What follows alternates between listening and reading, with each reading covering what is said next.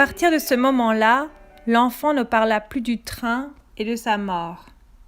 Et dans son délire, il forgeait une histoire, toujours la même, où le train s'arrêtait devant la maison et où il montait dans le train pour s'en aller dans le ciel où le petit Jésus l'attendait.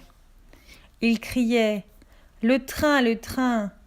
Et à chaque fois que le train passait, vraiment, le soir ou au début de la nuit, il semblait espérer, de tout son petit corps tendu et de ses grands yeux ouverts, que la grosse machine allait finir par s'arrêter.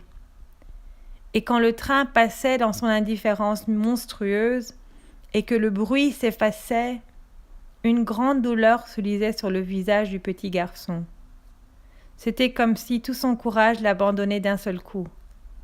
Et il se mettait à pleurer en silence et de grosses larmes roulaient sur ses joues. Au bout de quelques jours et de quelques nuits, ses parents n'en purent plus de voir souffrir leur petit garçon. Il devait souffrir beaucoup parce qu'il n'avait pas de honte à parler maintenant à son père aussi bien qu'à sa mère. Et quand il disait à son père « Mon papa, je voudrais monter dans le train », le père et la mère se demandaient entre eux quelle faute ils auraient pu commettre pour que leur enfant innocent payât si cher à leur place. Le père et la mère ne connaissaient pas grand monde, mais le médecin avait été bon pour eux. Ils pensèrent tout naturellement à lui, et ils se mirent tous les deux à grande peine à lui écrire une lettre.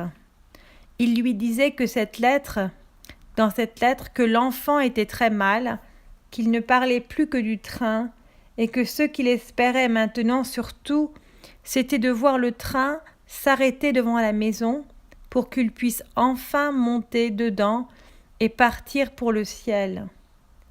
C'était une lettre très simple et très belle, sur du papier quadrillé avec beaucoup de fautes d'orthographe et une ou deux taches d'encre.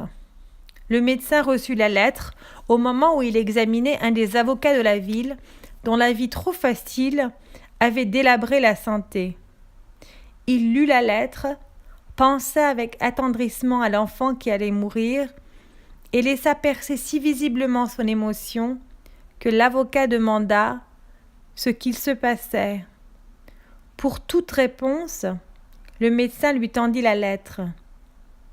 L'avocat était dur pour les faibles, lâche avec les puissants, et une seule chose au monde avait jamais compté pour lui, c'était l'argent. « Je ne crois pas, dit avec douceur le médecin, que l'affaire puisse vous intéresser. » L'avocat ne répondit pas, rendit la lettre d'un geste sec, sortit. 3 heures plus tard, il était de retour chez le médecin et lui demandait s'il acceptait de lui prêter la lettre. Le médecin hésitait un instant, puis, comme mu par une impulsion subite, il lui donna la lettre sans poser une seule question. À partir de là, la lettre passa de main en main et elle n'était pas très pure. Elle finit par parvenir au ministère des Transports et des Travaux publics. Il la lut avec un sourire, réfléchit un instant et décrocha son téléphone.